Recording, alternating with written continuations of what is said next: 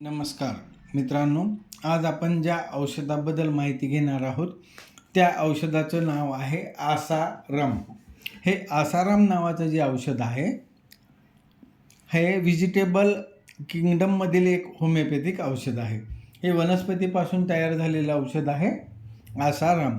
ह्या औषधाचा उपयोग आपण बघूया. औषधाचा परिणाम हा मज्जातंतूवर होतो, म्हणजे नर्व्हजवर, श्लेष्मल त्वचा, म्युकस मेम्ब्रेन व स्त्री जनेंद्रिय यावर होतो. फिमेल युरोजेनायटल्सवर ह्याचा परिणाम होतो. अत्यंत हळुवारपणा असतो. रेशमी कापडावर घासणे, कागदाचे चुरगळणे इत्यादी बारीक सारीक आवाजसुद्धा ह्या व्यक्तीला असह्य होतात. इतकेच नव्हे तर कोणीतरी बोटाने किंवा नखाने काहीतरी घासल या कल्पनेने सुद्धा ह्या लोकांच्या अंगात खळबळ होते.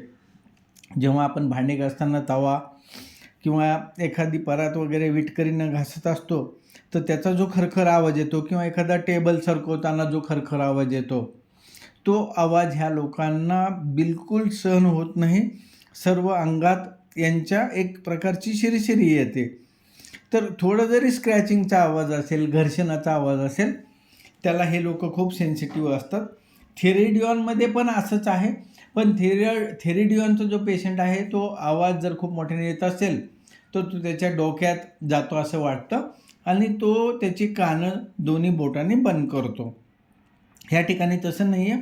खरखर होणारा जो आवाज आहे त्यामुळे ह्या पेशंटच्या अंगात एक प्रकारची शहारे येतात. ह्या व्यक्ती थंडी टाळणाऱ्या असतात. यांना थंडी बिलकुल सहन होत नाही व हवेत तरंगत आहे अशी भावना ह्या लोकांना वाटत असते आणि ह्या भावनामुळे शहारे येऊन अंगात कापरे भरते, दाबल्यासारखे वाटते, ताणल्यासारखे वाटते किंवा आखडल्यासारखे वाटते. डोक्यामध्ये मेंदूत भ्रम असल्यासारखं वाटतो. कोरडी ओकाळी झाली म्हणजे डोक्याची लक्षणं कमी होतात.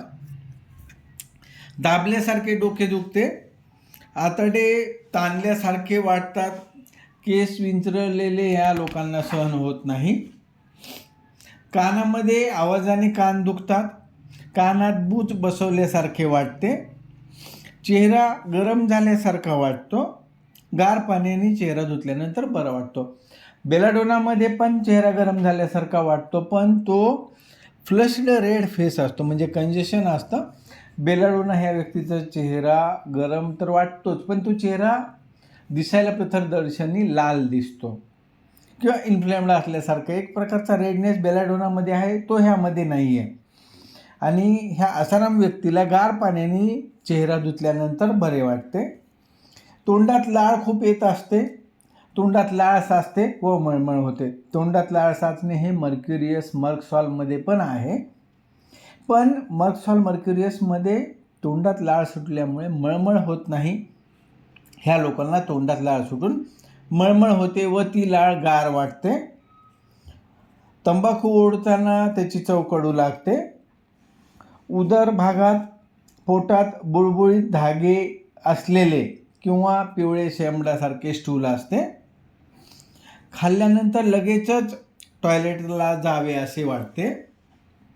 स्टमकमध्ये जोराच्या ओकारे येऊन या लोकांना जुलाब होतात व पोटात मुरडा येतो. ह्या लोकांना दारू खूप प्यावी अशी भावना असते किंवा दारू प्यावी अशी वाटते. स्त्री जनेंद्रियामध्ये पेल्विक गर्डलमध्ये म्हणजे माकड हाडात पाळी चालू झाली की खूप भयानक दुखते. इतके दुखते की त्यामुळे श्वास घेता येत नाही. हालचालीनं ह्या वेदना जास्त होतात. डिस्मेनोरिया असतो विशेषतः पहिल्या दिवशी आणि व्हाईट डिस्चार्ज जो असतो तो चिकट आणि पिवळसर असतो. घाबरटपणामुळे वाका होण्याचा संभव ह्या प्रकारच्या स्त्रियांमध्ये असतो. श्वसनेंद्रियामध्ये दमा वासाने किंवा गारव्याने जास्त होतो. गार हवेत फिरल्याने दम लागतो किंवा वासाने दम वाढतो. घाबरटपणामुळे लागलेला ठसका हे ह्याचं वैशिष्ट्य आहे. हातपाय हलके झाल्यासारखे वाटतात.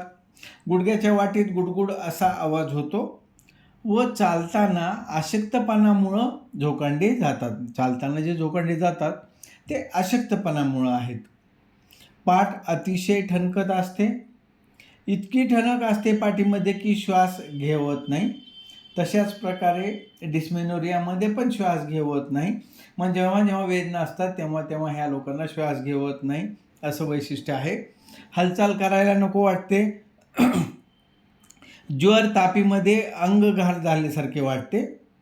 खाल्ल्या पिल्यानंतर विशेषतः ताप येतो, पण उष्णतेने बरे वाटत नाही.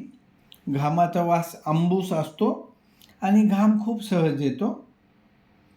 या औषधामध्ये या लोकांना भेदणारे आवाज सहन होत नाही, थंड हवा सहन होत नाही.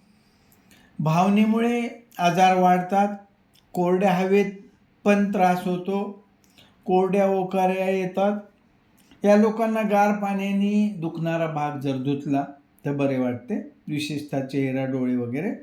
आणि दमट हवेत ह्या लोकांना व्यवस्थित वाटते किंवा चांगले वाटते. धन्यवाद. आज आपण जे बघितलं आसाराम नावाचं व्हेजिटेबल किंगडमचं औषध. पुढील भागात कोणत्या औषधाबद्दल माहिती जाणून घेण्यास आपण उत्सुक आहात ते कमेंट करून सांगा. धन्यवाद.